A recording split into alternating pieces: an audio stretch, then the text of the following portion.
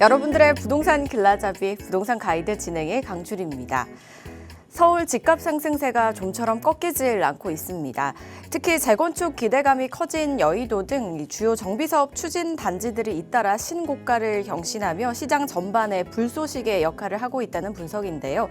하늘 높은 줄 모르고 치솟고 있는 서울 집값, 이대로 괜찮은지 궁금하신 분들께서는 저희 부동산 가이드와 함께 해주시기 바라겠습니다.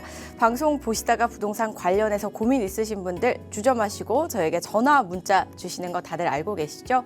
02-2638-3962번, 서울전화 02-2638-3962번으로 전화 주시거나 또는 건당 100원의 유료 문자입니다. 샵 3989번으로 궁금하신 내용 적어서 지금 바로 보내주시기 바랄게요. 자, 그럼 부동산 가이드 오늘도 힘차게 출발하시죠.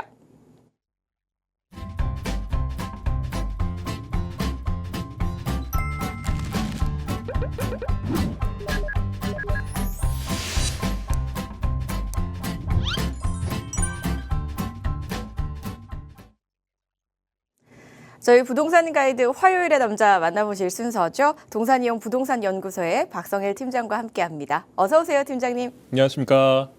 시청자 여러분 반갑습니다. 화요일의 남자 동산이용 부동산연구소의 박성일 팀장입니다. 오프닝에서 말씀하셨던 집값 상승, 계속 파멸적으로 상승하고 있다, 이렇게 이야기들을 하고 있는데요. 사실 저는 지금 이 파멸적 상승이 시작이다라고 보고 있습니다. 일단 강남권역에서 지금 올랐던 상승을 1차 상승이라고 본다면 이게 퍼지는 것이 2차 상승이고 계속해서 랠리를 끝없이 거쳐 나가는 것이 5차라고 한다면 마지막 상승은 지방이 전국적으로, 지방도 오르고 서울도 오르는 그 전국적인 상승이 마지막 피날레로 장식이 되어야 된다, 이렇게 보고 있거든요. 아직 본격적으로 시작도 안 했습니다. 시청자 여러분들께서 계속 집값이 오른다고 전전긍긍하고 계실 때 다른 분들 같은 경우에는 계속해서 선점을 하고 계시죠. 절대 이런 타이밍 놓치지 마시고 좋은 물건 미리 선점하실 수 있는 그런 포인트를 잡아 나가시길 바라겠습니다. 오늘도 방송 열심히 준비했습니다. 끝까지 시청을 부탁드립니다. 네, 이제 시작이란 말 왠지 좀 무섭게 들립니다, 팀장님. 그래도 솟아날 구멍은 있겠죠. 그래서 또 준비되어 있는 강의가 이제 2가지가 있다고 들었는데요. 어떤 강의인지 먼저 경매 이야기부터 들어볼게요. 네, 동산이용 부동산연구소에서 계속 경매 세미나를 진행을 하고 있습니다. 경매 강의죠. 이분은 제가 직접 경매 강의를 하는 게 아니라 경매 전문가 패널을 모셔가지고 지금 계속 강의를 해드리고 있는데 그냥 일반적인 경매 강의는 아닙니다. 뭐 몇십만 원, 뭐 이 정도 수준의 그냥 기초적인 그런 강의가 아니라 심화된 가정, 그리고 실제로 경매를 낙찰받은 이후에 어떻게 엑시트할 것인가, 이런 부분들까지도 고려해서 진행을 하는 그런 강의거든요. 그냥 일방적인 소통이 아니라 양방향 소통을 거치는 그런 경매 강의니까 이 전문가분 실제로 어떤 분인지 딱 보시면은 진짜 깜짝 놀라실 분입니다. 관심 있는 분들 꼭 전화 주셔가지고 참가를 부탁드립니다. 내일 오전 10시 30분입니다. 귀한 시간 내셔서 오신다 그러면 정말 도움 많이 되실 거라 생각합니다. 경매가 이제 내 집 마련 또는 이제 투자의 또 다른 방법이 될 수 있으니까 관심 있으신 분들은 꼭 참석해 보시면 좋겠네요. 또 저희의 다른 세미나도 있잖아요. 바로 들어볼게요. 네, 동산이용 부동산연구소에서는 매주 목요일 오후 2시에 세미나를 개최하고 있습니다. 집값이 계속 올라가는 만큼 사람들의 관심이 계속해서 이어지고 있고 실제로 세미나 인원들도 점점 늘어나는 게 눈에 보입니다. 특히나 저희가 꽤나 넓은 공간임에도 불구하고 거의 지금 이제 포화 상태로 저희가 선착순 마감을 하는데도 불구하고 이게 점점 기간이 줄어들고 있거든요. 관심이 있으신 분들 같은 경우에는 방송 중에 바로 연락을 주셔야 미리 세미나 참석을 하실 수 있는 그런 기회를 얻으실 수 있으니까 꼭 연락 주시길 바라겠고요. 특히나 저희가 주제가 총 3부로 나눠져 있는데 첫 번째는 당연히 서울 아파트 집값 지금 얼마만큼 올랐는지, 그리고 어디까지 올라갈 것인지 분석해드리고 있고, 그리고 또 이제 갈아타기 필요하신 분들 같은 경우에는 어디로 이동해야 된다는 걸 명확하게 짚어드립니다. 그리고 아울러서 이제 2부 같은 경우에는 저희가 상급 지역뿐만 아니라 중상급지까지 지금 그 가격이 올라가고 있거든요. 이 올라가는 지역들에서 어떻게 하면 가장 큰 차익 실현을 할 수 있을까, 그런 부분들, 특히나 이제 재개발 투자처에 대해서 설명을 드리고 있으니까 관심 있는 시청자분들의 많은 참석을 부탁드리겠습니다. 아무래도 새로운 정부도 출범이 됐고 또 집값도 다시 움직이기 시작하는 모습을 보이다 보니까 많은 분들께서 세미나를 참여를 해주시는 것 같네요. 지금 방송 보고 계시는 분들도 부동산 관련해서 궁금하시다면 참석해서 여러 이야기들 나눠보시기 바라겠습니다. 문의사항은요 02-2638-3962번과 샵 3989번으로 많은 연락 주시기 바라겠습니다. 저희는 본격적으로 그럼 강의 문 열어보도록 하겠습니다. 오늘 마포에 대해서 이야기를 해주신다고 하셨는데 지난 시간에도 저희가 마포 얘기하면서 이제 마포가 어떻게 나눠져 있는지 한번 말씀해 주셨던 기억이 납니다. 그중에서도 오늘은 서마포 일대를 분석해 주신다고 하거든요. 어떤 이야기들이 숨어 있을까요? 네, 지난 시간에 제가 마포구를 전반적으로 설명을 드렸는데 사실 이 마포구를 설명하려면 1시간이라는 방송 시간이 굉장히 적다고 이야기할 수 있을 정도로 좀 방대합니다. 이런 걸 좀 요약하고 함축할 수 있으면 좋겠지만 사실 이 지역이라는 것을 정확하게 알려면 몇 시간 아니 뭐 며칠 뭐 몇 달 이렇게 분석을 해도 모자람이 없거든요. 오늘 같은 경우에는 제가 서마포를 준비를 했지만 사실 제가 여기서 전부 다 말씀드릴 수가 없는 것이 시간이 부족합니다. 이런 시간이 부족한 만큼 나중에 세미나 꼭 참석하셔서 더 많은 이야기 들어보시길 바라겠고요. 오늘은 제가 서마포 지역 분석을 준비를 했는데 위에 이제 잘 보이실지 모르겠어요. 디 웨스트 사이드 오브 마포라 그래가지고 제가 약간 뉴욕 감성으로 제가 만들어 놨습니다. 뉴욕에도 이제 그 센트럴 파크를 기준으로 해서 옆에 어퍼 웨스트 사이드라는 지역이 있는데 그쪽하고 좀 흡사한 거 아닌가라는 생각에 이런 타이틀을 한번 달아봤으니까 관심 있게 지켜보셨으면 좋겠습니다. 지난 시간에 제가 마포 아파트 가격을 살펴보면서 여기가 이제 중상급지인 이유에 대해서도 설명을 드렸는데요.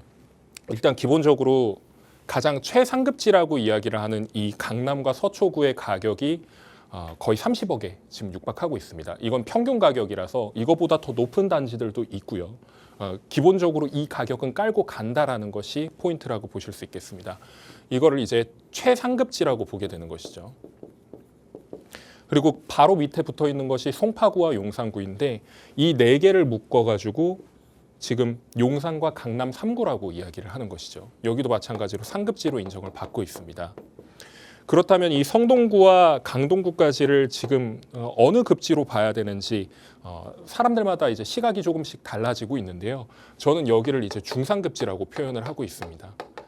중상급지 중에서 딱 중간에 자리 잡은 마포구 그리고 순위로 매긴다 그러면은 서울에서 7번째로 가장 비싼 그런 집값을 가지고 있는 지역이다 이렇게 말씀드릴 수가 있겠네요. 실제로 순위를 25개 자치구를 쭉 나열을 해보니까 1위가 서초구, 꼴등이 도봉구였습니다. 사실 이걸 도봉구민 분들을 이제 뭐 좀 놀리거나 이러려고 하는 게 아니라 실질적으로 지금 도봉구가 가장 아파트 가격이 낮다 이렇게 평가를 받고 있는 거고요. 서초구가 신축 단지가 계속 들어오면서 아파트 가격을 견인을 하고 있는 것이죠. 이 마포구는 상급 순위에 위치해 있고 그리고 평균적인 가격은 16억 3천만 원 정도라고 이렇게 보여지고 있습니다. 서울에서 권역을 총 5개로 나눈다고 말씀을 드렸습니다. 이 5개 중에서 마포는 서부권에 위치해 있는데 이 서부권에서 가장 한강에서 가까운 지역이다 이렇게 말씀을 드렸었죠. 특히나 도심권이라고 하는 용산이나 중구, 종로와 가깝게 접해 있고 무엇보다 서남권에서도 메인이라고 할 수 있는 여의도와 바로 이제 다리 하나 사이에 맞닿아 있어서 굉장히 업무지구하고는 가깝게 위치해 있다 이렇게 말씀드릴 수가 있겠습니다. 실제로 살펴보면요. 여의도 같은 경우에는 공덕역을 기준으로 해서 5호선을 타고 가면 한 6분 정도 소요가 됩니다. 그리고 광화문 일대 같은 경우에는 8분 정도 소요가 되죠. 그리고 용산 같은 경우에는 한 10분 정도 소요가 됩니다. 가장 먼 그럼 업무지구가 강남 쪽인데 이 강남까지는 대략 한 30분 정도가 소요가 된다는 것이죠. 실질적으로 서울 안에서 30분 안에 모든 주요 업무지구를 갈 수 있는 곳이 몇이나 되겠냐 이런 것들을 따져봤을 때 마포구가 중상급지로 인정받을 수 있는 것은 바로 이런 이유 때문이지 않을까라는 생각도 해봅니다. 지역생활권 계획이라는 그 계획이 따로 있습니다. 서울시 같은 경우에는 이제 서울 도시기본계획이라는 것이 기본적으로 깔려 있고요. 도시계획에 있어서.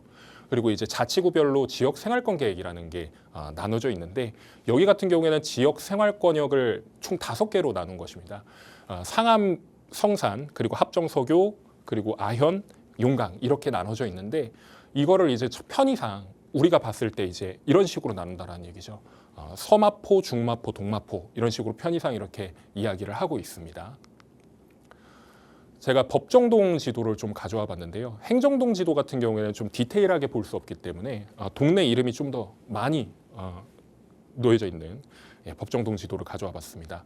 실제로 서마포 권역 같은 경우에는 이제 상암동과 성산동 일대 이쪽을 의미를 하게 되는 것이고요. 중마포 같은 경우에는 기본적으로 우리가 알고 있는 홍대 입구 권역, 학교가 밀집되어 있고 젊은 사람들이 많이 밀집을 하는 그런 공간이다. 이렇게 보실 수가 있겠고요.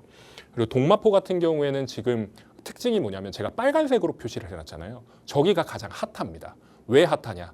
부동산에 관심이 있으신 분들이 여기를 이제 주목을 하시는 이유가 신축 아파트 대단지가 밀집되어 있는 곳이 바로 이곳이에요. 그리고 계속해서 이제 신축이 들어오면서 가격을 견인을 했던 곳이 바로 이곳이고 무엇보다 동마포에서 가장 가까운 곳이 어디냐? 언덕배기 하나만 넘어가면은 효창공원인데 거기가 바로 용산구라는 거. 그리고 거기를 넘어서 이제 용산역으로 가게 되면 용산국제업무지구가 곧 생기게 된다 그러면 가장 가까이에 붙어 있는 동네 중에 하나가 되는 것이기 때문에 여기가 뜨겁게 불타오르고 있다. 이렇게 말씀드릴 수가 있겠습니다. 마포의 호재를 간단하게 정리를 해보자면요. 기본적으로 이 서마포, 상암 쪽에 밀집되어 있습니다. 이 방송과 문화, 미디어, R&D라고 하는 것이 가장 포인트가 될 수 있겠는데 이거를 주로 가져가는 거고요. 부가적인 것으로는 이제 여기에 있는 국제경쟁혁신축이라고 하는 이 광화문부터 구로 디지털 단지까지 연결이 되어 있는 이 하나의 혁신축을 간접적으로 수혜를 받을 수 있다는 것이 특징입니다. 특히나 이제 국가 상징거리라고 제가 예전에 강의할 때 말씀을 드렸잖아요. 거기가 이제 광화문부터 이렇게 쭉 내려와서 여의도까지 이어지게 되는데 이쪽이 이제 하나의 축이 되는 것이죠. 서울의 축이 되는 겁니다. 여기서 가장 가까이 붙어 있는 것이 바로 이 마포구. 그리고 이제 상암에서는 별도의 개발 호재가 있다. 이렇게 보시면 되겠네요. 특히나 이 수변 중심의 성장축 같은 경우에는 우리가 좀 눈여겨봐야 되는 것이 한강변 벨트를 항상 강조를 드리잖아요. 이 한강변 벨트가 지금 주목받고 있는 이유 중에 하나가 어떤 전문가분께서는 이런 얘기를 합니다. GDP가 4만 불 이상 올라가게 되면 물의 문화가 탄생할 것이다. 이런 이야기를 계속해서 말씀하시고 계신데 실제로 소득이 개인 GDP가 3만 5천 불 이상인 곳들을 살펴보면 실제로 물의 문화가 발전되어 있는 것을 살펴볼 수 있었어요. 특히나 유럽 같은 경우에는 물의 문화뿐만 아니라 광장 문화도 함께 이제 개발이 되어 있고 예전부터 이제 전통적으로 계승이 되어 왔는데 우리나라 같은 경우에는 그런 것들이 좀 부족하다 보니까 계속해서 이런 것들을 연구 개발하고 좀 더 확장해 나가려는 그런 노력을 하고 있다. 특히나 글로벌 도시 서울이라고 하는 곳은 다른 곳들하고 비교했을 때 전혀 꿀리지 않아야 되잖아요. 그런 것들 때문에 더욱더 이런 계획에 좀 초점을 맞춰가지고 진행을 하고 있다. 이렇게 보시면 되겠습니다. 말씀드렸던 것처럼 상암동 일대에 좀 밀집이 되어 있다라고 말씀드렸죠. 이게 서울링 제로라고 표현하는 것인데 이게 랜드마크로서의 역할을 할 그럴 곳입니다. 대관람차인데 이걸 이제 그 빗살이 없는 관람차로 만들 예정입니다. 이거는 뒤에서 좀 자세하게 설명을 해드릴게요. 그래서 이 일대를 이렇게 쭉 살펴봤을 때 멀리서 봐도 이게 보이고 여기 이제 이 남산타워거든요. 남산타워, 남산의 경관뿐만 아니라 이 랜드마크를 만들어서 하나의 권역을 만들겠다. 랜드마크 만들겠다. 이 계획을 지금 오세훈 서울시장께서 지금 세워놓고 추진을 하고 계신 거죠. 무엇보다 한강 곤돌라 같은 경우에는 잠실하고 뚝섬 쪽은 지금 이제 계속 계획대로 이루어지고 있는데 여기가 이제 곤돌라가 못 들어오는 이유 중에 하나가 송전탑이 있습니다. 이 위쪽에서부터 남쪽으로 내려가는 그 송전탑이 메인이 큰 게 2개가 있을 거예요. 그 2개를 이제 지하화 시켜야, 그 지중화 시켜야만이 그쪽을 이제 곤돌라 안정성을 좀 이제 좀 높일 수 있고 그리고 거기를 안전하게 이용할 수 있기 때문에 그런 부분들을 용역 발주한 상태입니다. 그리고 이제 수변 중심의 공간, 메인이 이제 한강이기 때문에 이 한강에서의 그 혁신 거점을 완성하는 것이 마포에서는 가장 주된 계획 중 하나다 이렇게 보시면 되겠습니다. 실제로 위성 사진을 좀 살펴보면요, 우리가 지금 좀 살펴봐야 될 것이 메인이 이제 상암 그 디지털 미디어 시티 역하고 이제 수색역하고 같이 통합을 시키는 역세권 복합 개발 사업이 좀 가장 큰 사업이다 볼 수 있겠고, 밑에 이제 DMC역이라고 제가 해놨는데 이게 대장홍대선이 원래 들어올 예정이었다가 이게 정리가 되고 이게 안 들어오면서 성산역으로 빠지게 됐습니다. 위치는 제가 다시 한번 설명을 드릴 테지만, 그래서 이제 GTX가 나중에 또 추가적으로 개통이 된다라 그러면은 여기에 이제 환승역이 생기게 된다라는 것이고, 그리고 무엇보다 이제 노란색으로 칠해져 있는 이런 부분들이 예정되어 있는 사업들이 워낙에 많다 보니까 여기에서 이제 오는 집객 효과 그리고 이제 파급 효과들이 엄청날 것이다 이렇게 예상이 되고 있는 상황입니다. 무엇보다 기존에 있었던 상암 월드컵 경기장, 서울 월드컵 경기장이죠. 이 서울 월드컵 경기장 같은 경우에는 뭐 축구 경기뿐만 아니라 뭐 엔터테인먼트의 성향이 강한 그런 공연들이라든지 다채로운 행사들이 진행이 되기 때문에 여기는 애초에 수요가 있는 공간이에요. 근데 여기에 이제 더 파급 효과를 많이 불러일으킬 수 있는 그런 공간들이 탄생한다는 얘기니까 좀 집중해서 보시면 좋겠습니다. 그리고 잘 모르시는 분들이 계신데 여기에 농수산물 시장이 있습니다. 마포에 시장이 있어라고 생각하시는 분들도 계신데 여기에 농수산물 시장이 있다라는 거 참고해 보시면 좋겠고, 특히나 수변 공간의 마리나 그리고 한강공원이 고수부지로 이렇게 있다 이렇게 보실 수가 있겠네요. 그리고 미디어 엔터지구는 뭐 다들 아시겠지만 방송가가 밀집되어 있는 곳 중에 하나입니다. 원래 여의도에 있었던 곳들이 이쪽으로 옮기게 되었고, 특히나 가장 큰 게 MBC, 상암으로 옮겼던 MBC가 가장 크게 자리 잡고 있죠. 방금 말씀드렸던 이 수색역과 상암역을 합친 역입니다. DMC역이죠. DMC. 이 역을 합쳐가지고 복합역을 만든다는 얘기인데 이 복합 역사가 이만큼의 이제 파급을 불러일으킬 것이다. 이건 조감도긴 하지만 굉장히 멋있게 지어놨고요. 그리고 아까 말씀드렸던 이 롯데몰 같은 경우에도 명칭은 타임빌라스라고 정해져 있는데 사실 이 명칭이야 얼마든 바뀔 수 있는 부분이니까. 근데 이 롯데에서 이제 추진하고 있는 것이 원래 올해 착공이 들어갔어야 되는데 조금 시기가 지연이 되면서 2027년 착공으로 바뀌게 됐습니다. 그래서 대략 완성 시기는 2030년 전후가 될 예정인데 여기 보시면 좀 익숙한 사진을 제가 하나 넣어놨을 거예요. 이게 뭐냐면 여의도의 더현대, 더현대를 가지고 왔습니다. 왜 갑자기 뜬금없이 여의도에 있는 걸 가져왔을까 궁금해 하실 텐데요. 제가 뒤에서 설명드릴게요. 지금 여의도에 더현대 서울이라고 해가지고 그 파크원, 파크2 빌딩 있지 않습니까? 이 빌딩 바로 옆에 백화점처럼 이렇게 자리 잡아 있단 말이죠. 근데 여기가 지금 그 사람들이 얼마만큼 몰리냐면 평일에는 대략 4만에서 5만 정도가 몰리고요.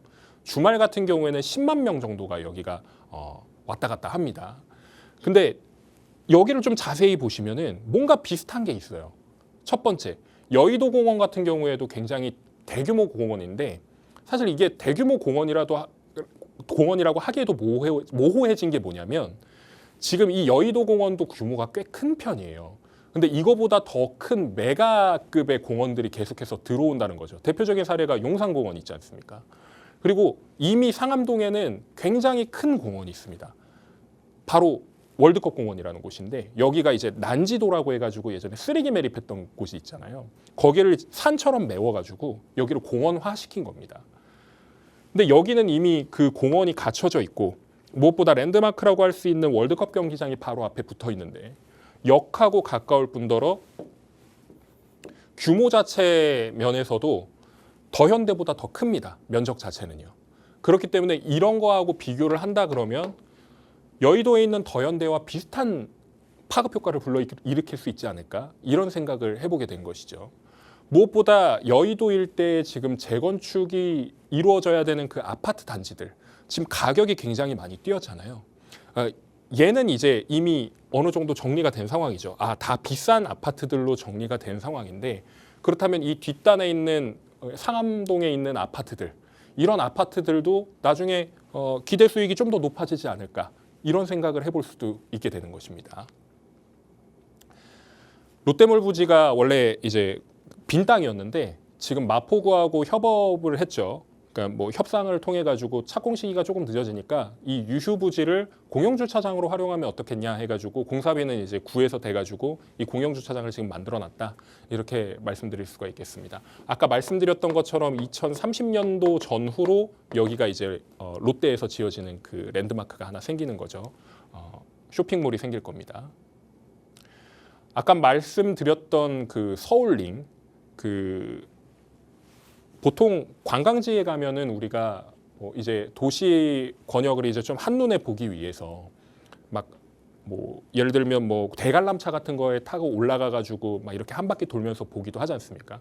가까운 곳에서는 일본이 대표적인 사례가 될 수 있겠고 뭐 유럽에서는 런던 아이라든지 우리나라에서도 이런 게 있죠. 속초 가보시면 속초 아이라고 이렇게 대관람차가 이렇게 있습니다. 지금은 뭐 법적 분쟁이 일어나 가지고 철거하니 많이 이런 얘기들이 나오는데 실제로 이걸 완성을 하게 되면 여기서 사람들을 끌어올리는 그 힘이 굉장히 파급 효과가 엄청날 것이다. 이렇게 보고 있다는 거고요.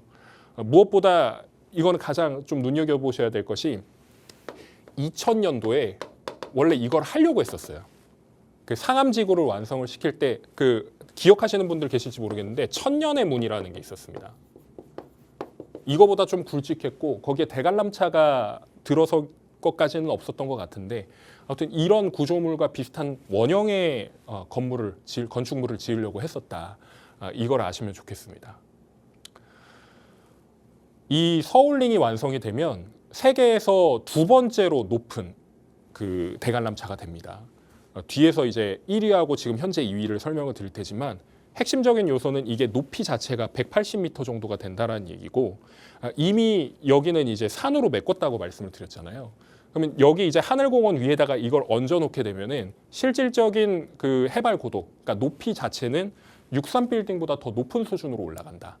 63빌딩이 쫙 이렇게 봤을 때 강변에서 이렇게 한눈에 보이잖아요. 서울링은 더 크게 보인다라는 얘기입니다.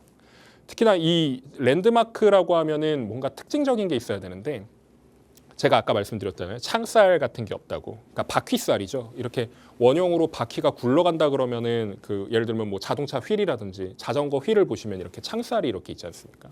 여기 보시면 근데 창살이 없습니다. 이 스포크리스라고 하는 거는 결국에는 이제 이 창살이 없다라는 얘기를 의미를 하는 것이고 이게 대관람차에서는 대부분 다 그 바퀴살이 있는데 얘는 없다라는 것이 아무래도 신기해가지고 사람들이 몰릴 수 있게끔 하는 그런 것들이 있겠죠.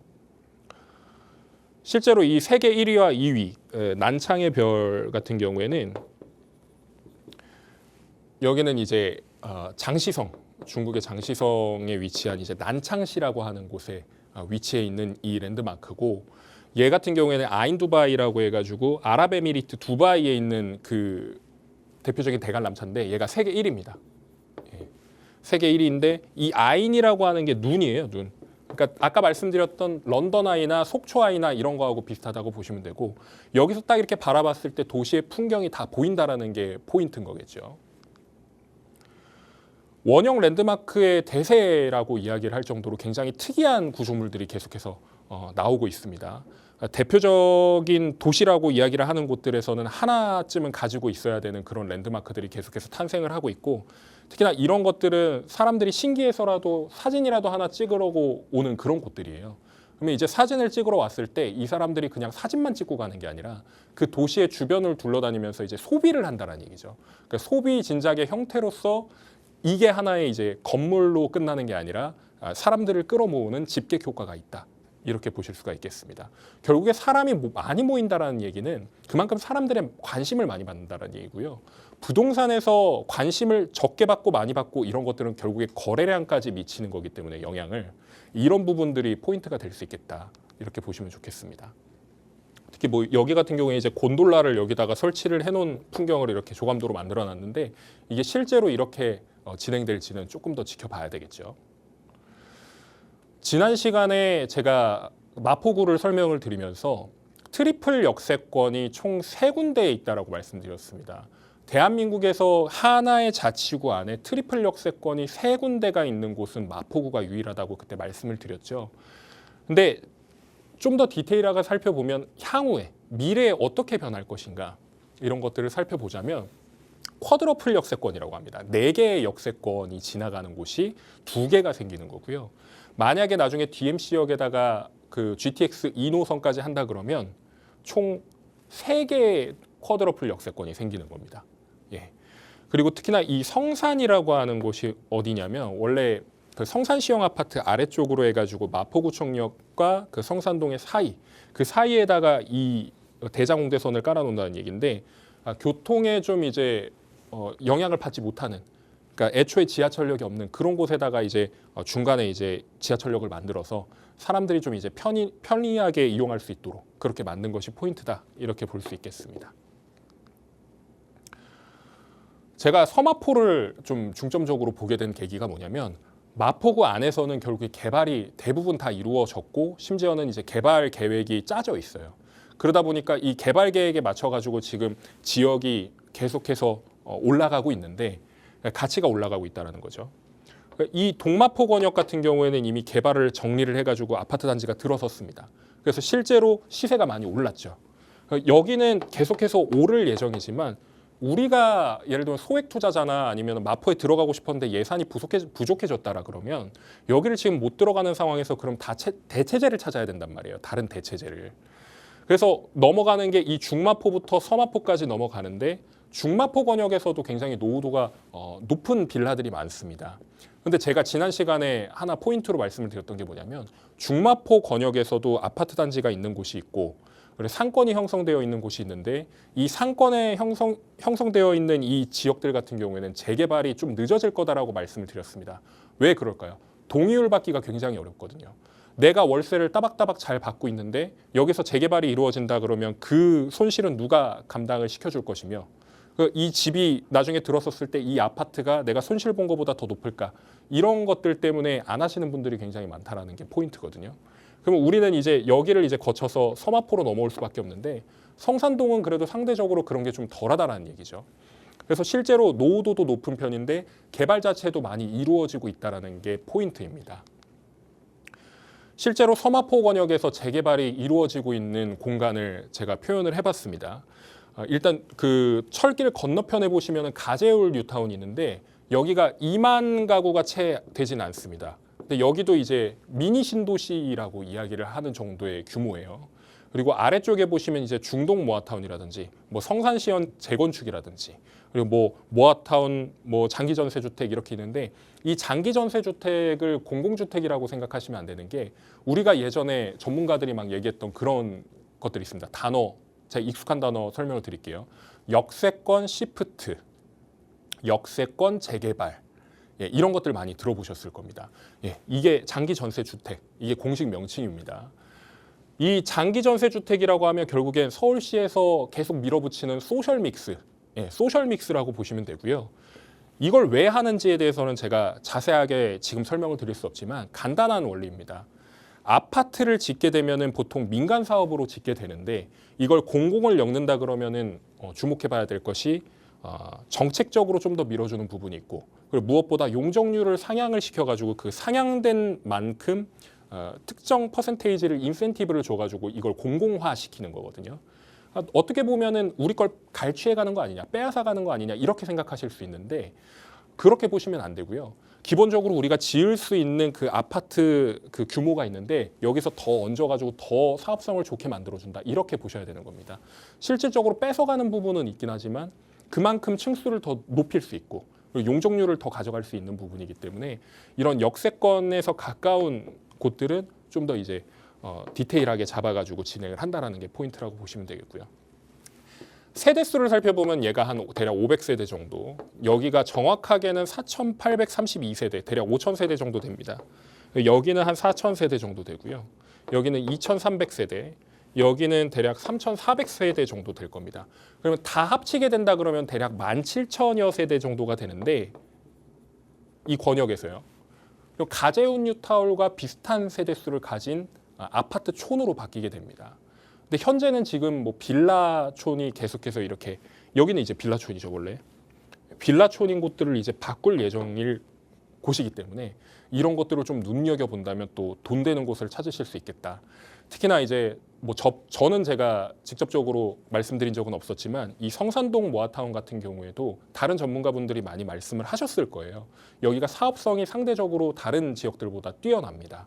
그리고 이런 장기 전세 주택, 역세권 시프트 사업 같은 경우에도 사업성이 안 되는 걸 끌어올려 가지고 사업성을 높인 거기 때문에 이런 데도 주목하시면 굉장히 좋다. 이렇게 말씀드릴 수가 있겠네요.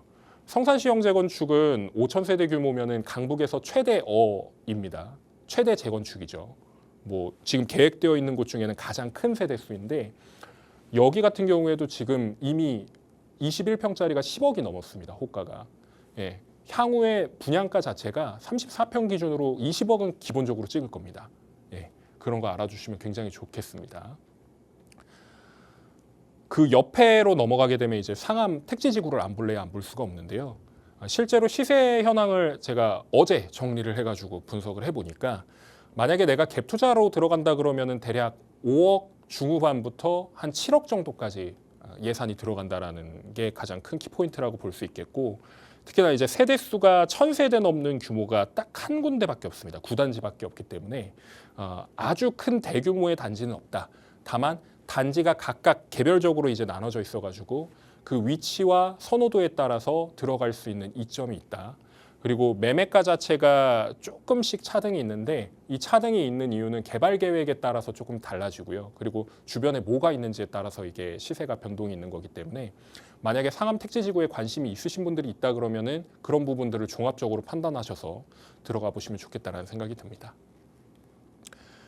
특히나 원래 상암 일대 그 월드컵 공원에 제가 난지 매립장이 있다고 말씀을 드렸잖아요. 이 난지 매립장이 결국에 안에 지금 쓰레기가 그 밑에 깔려 있는 겁니다. 이 깔려 있는데 여기서 이제 메탄가스가 또 올라와요. 메탄가스를 이제 친환경적으로 이제 바꿔가지고 열에너지로 바꾸는 그런 곳도 있고 무엇보다 여기가 지금 기존의 소각시설인데 옛날에 소각시설 같은 경우에는 막 매연 나오고 막 냄새 나고 막 이렇게 말씀을 하셨었잖아요. 근데 여기는 소각시설이 있는지조차도 모르는 분들이 많을 정도로 굉장히 깨끗하게 관리되고 유지되고 있는 상황입니다. 그런데 우리 같은 경우는 잘 알질 못하잖아요. 이게 깨끗하게 된다라고 얘기를 하지만 불신이 있습니다. 기본적으로 눈에 보이지 않는 그런 화학물질들이 나다니면서 뭐 질병을 일으킬 수도 있지 않느냐 이런 우려가 있거든요. 그래서 실제로 이걸 님비라고 보기에도 어려운 부분인데 님비라고 하면은 Not in my backyard라고 해가지고 내 뒷뜰에다가 뭐 만들지 마라 이렇게 얘기하는 사회적 용어인데 이게 지금 님비라고 봐야 되는 건지는 사람들이 갑론을박이 있지만 사실 이걸 님비라고 보기에도 조금 어려움이 있습니다. 왜냐하면 기존에 있는 소각장에서 지금 자원 회수 시설을 통해서 지금 소각을 하고 있고 그 뒤에다가 또 추가적으로 마련을 하겠다라는 얘기인데 주민들 입장에서는 이거 우리한테 동의를 얻었냐 서울시에서 자체적으로 한 거 아니냐 이런 얘기들이 있었기 때문에 실제로 행정소송을 진행을 하고 있는데 1심에서는 주민들의 손을 들어줬습니다. 그렇기 때문에 이 예정 부지의 소각장이 다시 완성이 될지는 다시 한번 계속 봐야 되겠지만 실질적으로는 서울시에서 소각할 수 있는 그런 곳이 없다 보니까 대체 부지를 찾는 데에도 시간이 좀 걸릴 뿐더러 여기 같은 경우에도 주민들하고 협의해서 어떻게 바꿀지 이런 것들을 정리해가지고 여기다 할지 아니면 다른 데다 할지 이런 것들을 정해야 되는 상황이 돼버린 거죠. 근데 만약에 이게 들어오지 않는다라 그러면은 오히려 더 상암동에는 호재가 되지 않을까 이런 생각을 해보게 됩니다. 서마포 일대가 주목을 받고 있는 이유는 결국에 대규모의 개발, 그러니까 재개발이 가장 눈에 띄죠. 그리고 무엇보다 택지지구가 원래 기존에 있었던 그런 아파트촌이었기 때문에 이 일대가 나중에 랜드마크가 들어서게 되고 신축 아파트가 들어서게 된다 그러면 여기도 다시금 재평가받을 수 있다는 것이 큰 포인트라고 볼 수 있겠고요. 무엇보다 가장 중요한 게 이게 하천입니다. 예, 하천이 이렇게 껴있고 여기가 이제 한강이죠. 하천, 한강, 그리고 여기 공원이 있습니다. 대규모의 공원. 랜드마크. 역세권인데 트리플 역세권, 쿼드러플 역세권. 아파트촌. 뭔가 눈에 익지 않으신가요? 이미 비싸졌다라고 얘기를 하는 그 공간이 바로 여기서 지금 펼쳐지고 있는 겁니다. 천지개벽을 앞둔 서마포 일대가 주목받는 이유가 바로 이런 것들 때문이겠죠. 서울에 지금 열기가 계속해서 올라가고 있는데 아직까지도 지금 외곽 지역까지 가지 못하는 이유는 중상급지, 중급지 일대 아파트 가격이 그래도 조금 올라가고 거래량이 조금 더 붙어줘야 계속해서 올라갈 수 있는 것인데 아직까지는 이게 완전하게 소진되어 있지는 않은 상황일 뿐더러 그리고 이제 규제에 대한 부분이 지금 약간 모호하죠. 내달, 그러니까 다음 달 초에 정책 발표가 있을 수 있다라고 이야기를 하는데 그 발표에 맞춰서 집값이 또 요동칠 수 있다라는 가능성이 존재하고요. 어게인 2017이라고 말씀을 하시는데 사실 2017도 맞고 2019까지도 고려를 해봐야 되는 것 같습니다. 왜냐하면 2019년도에 뭐가 있었냐면 코로나가 있었잖아요.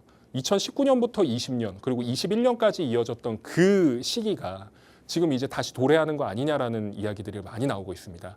특히나 코로나가 잠잠했다가 다시금 이제 내륙 지방에서 계속해서 전염을 불러일으키고 있는데 만약에 이 문제가 다시 발생하게 된다 그러면 소비가 또 죽죠. 그러면 우리 입장에서는 소비 진작을 하기 위해서 계속해서 노력을 하고 돈을 풀 예정이에요. 그리고 금리가 내려가죠. 그리고 미국 같은 경우에도 금리가 내려가게 되면 글로벌적으로 다 같이 또 이제 그 재화의 가치가 올라간다라 볼 수 있겠습니다. 그런 상황이 벌어지지 않을까 저는 굉장히 두려운 상태예요. 준비가 되지 않으신 분들 같은 경우에는 그걸 다 때려 맞을 수 있다라는 얘기입니다. 그러니까 미리 준비를 하셔라 이렇게 말씀을 드리겠습니다. 부동산 가치가 계속해서 올라가고 있다라고 말씀을 드리는데 사실 이제 화폐 가치를 이야기를 하시는 분들 같은 경우에는 돈의 가치가 떨어지고 있는 거 아니냐라고 이야기들을 하세요. 그리고 좀 비관론적으로 생각하시는 분들 같은 경우에는 인구가 주는데 가치가 높아진다라고 해서 의미가 있느냐. 이 가치는 다시 떨어질 것이다. 이렇게 말씀들을 하시기도 합니다. 근데 포인트는 지금 계속 오르고 있다는 게 포인트죠.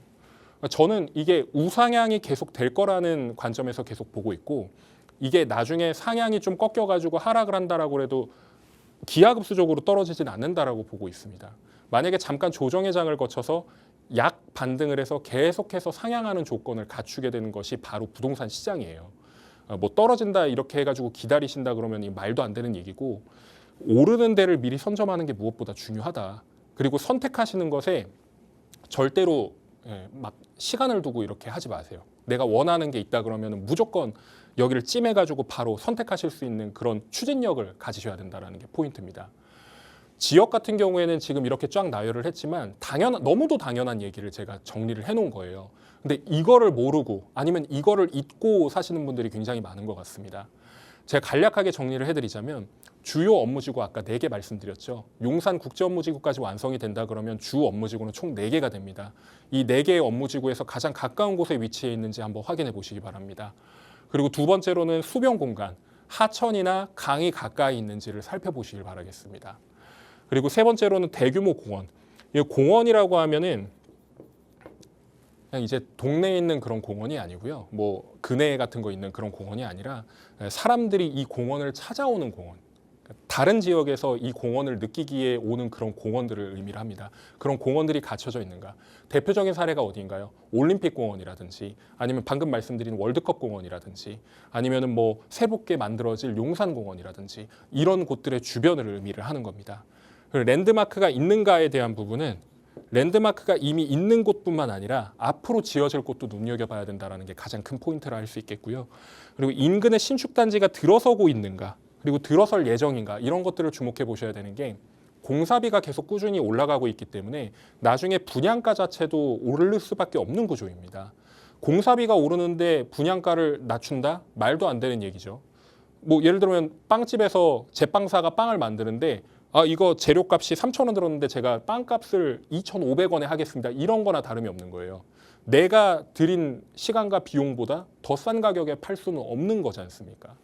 이런 부분들을 고려를 하시고 신축 아파트들은 계속해서 가격이 올라갈 겁니다. 그렇기 때문에 이미 지금 신축 아파트가 오르는 이유 중에 하나가 바로 그런 것들이에요. 그런 것들을 눈여겨보셔가지고 준비를 하신다 그러면 정말 좋은 성과 있으실 거라 생각합니다. 만약에 확신이 없으시고 이런 것들에 궁금점이 있으시다 그러면 내일 모레 있을 세미나 꼭 참석 신청하셔서 오시길 바라겠습니다. 오늘 강의는 여기서 마치겠습니다. 네, 마포가 서울의 서쪽에 있다고는 하지만 도심권 바로 옆에 있기 때문에 위치가 굉장히 좋습니다. 그래서 강남이든 강북이든 어디로 가든 굉장히 좀 편리하게 갈 수 있다는 장점을 가지고 있고요.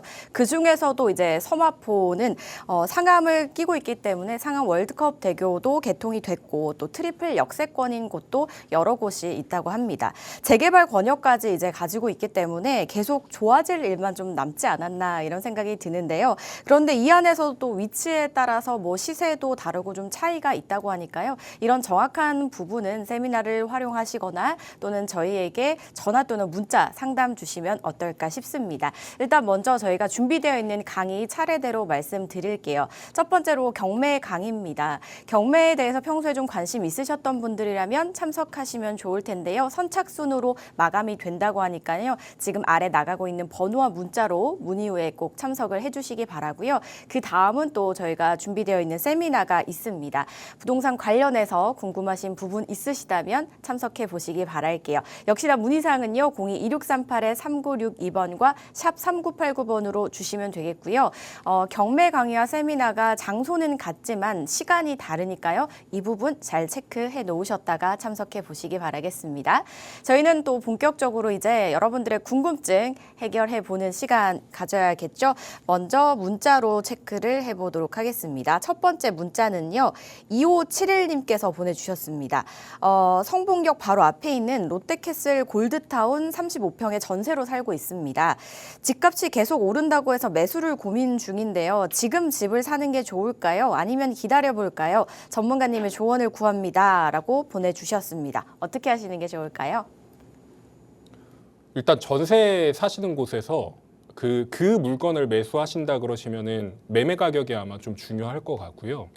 그리고 이 성북역 롯데캐슬 골드타운 같은 경우에는 주상복합이긴 하지만 옛날의 주상복합하고는 조금 다릅니다. 여기 이제 롯데몰 같은 경우에는 이제 자리 잡아 있고 뭐 되게 편리하게 이용할 수 있고 주차 대수 같은 경우에는 조금 빠듯하긴 한데 애초에 그 거주민들이 주차를 해야 되는 그런 차들이 많기 때문에 그러니까 보유하고 있는 차들이 많아가지고 지금 주차 대수가 좀 부족한 걸로 알고 있는데 이런 것들 때문에 불편한 거 외에는 다 좋다고 이야기하는 성복동의 대장 아파트라고 얘기도 합니다.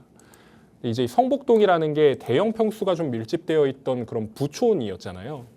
이게 지금 계속 이어져 나가고 있는데 어떤 분들 같은 경우에는 여기를 지금 이제 갈아타게 하는 분들이 다 팔면은 나중에 집값이 떨어질 거다라고 이야기를 하시지만 아직 떨어지려면 좀 멀었다 이렇게 말씀을 드릴 수가 있겠고 사실 이제 매수 같은 경우에도 아까 제가 매매 가격을 말씀을 드리긴 했지만 이 매매 가격이 좀 합리적이면 괜찮다라는 의견을 드리고 싶습니다. 다만 실거주하고 투자를 같이 가져가는 경우가 있고 실거주하고 투자를 분리해야 되는 경우가 있거든요.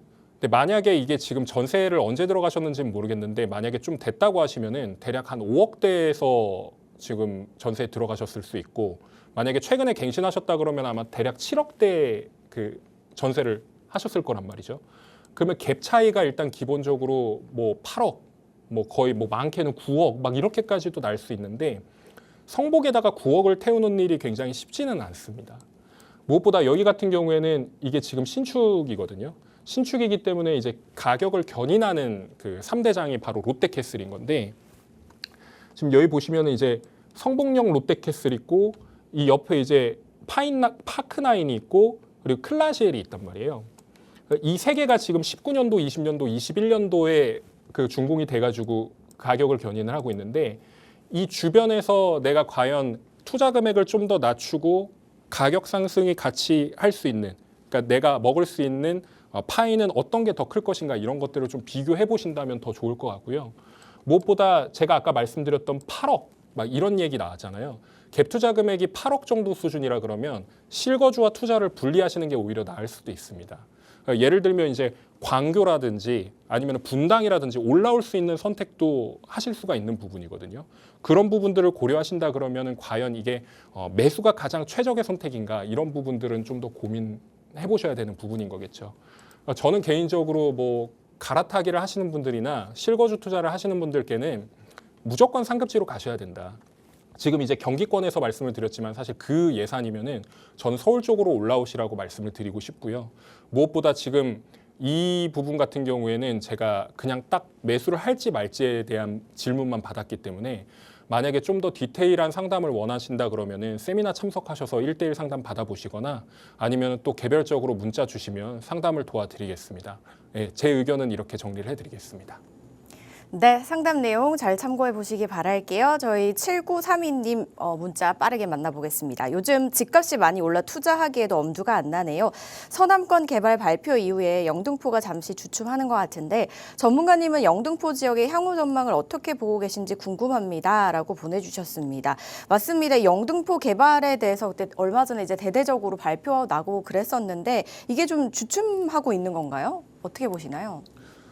사실 이 개발 계획을 발표하고 난 뒤에 몇 년 동안은 좀 잠잠한 것처럼 느껴지실 수 있어요. 근데 서울에는 땅이 부족하고 유휴부지나 이런 게 거의 없다시피 하니까 기존에 있는 걸 철거를 하고 정리를 해야 된다는 게 가장 큰 포인트입니다.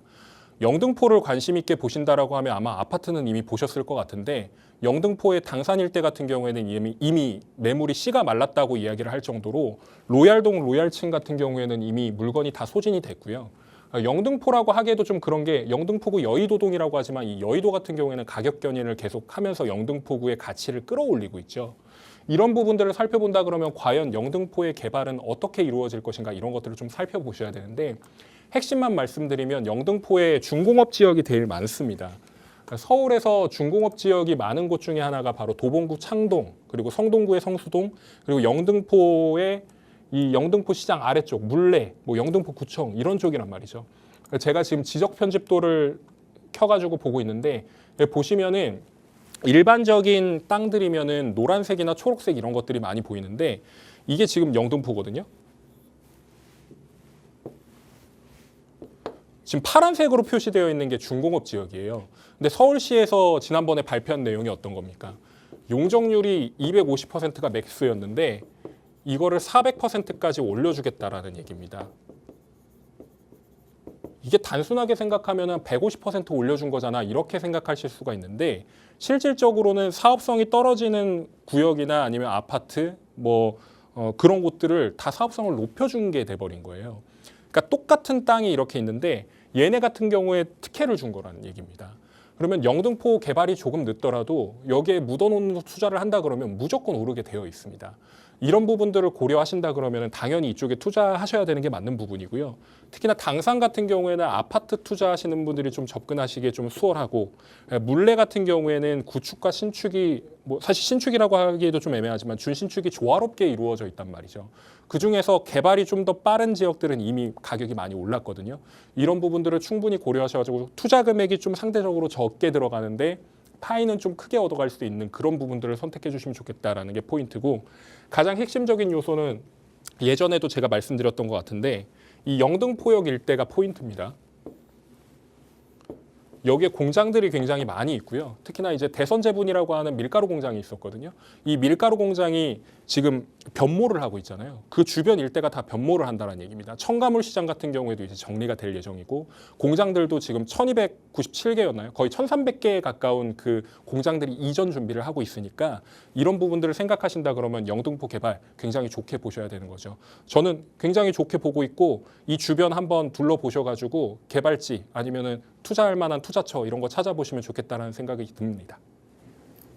네, 한번 임장 나가보시는 것도 나쁘지 않겠네요. 자, 지금 보고 계시는 분들께서도 관심 있으시다면 저에게 상담 요청 또는 세미나 참석해 주시면 되는데요. 세미나 설명 들어봐야겠죠?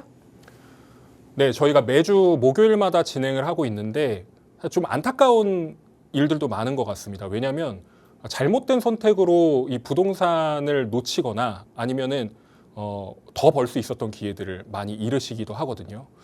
세미나 오시면 그런 기회들 다 놓치지 않고 잡으실 수 있으니까 꼭 참석하셔가지고 좋은 선택하실 수 있게 제가 도와드리겠습니다. 귀중한 시간 내어주셔서 오시면 제가 친절하게 안내를 도와드리겠습니다. 많은 관심 부탁드립니다.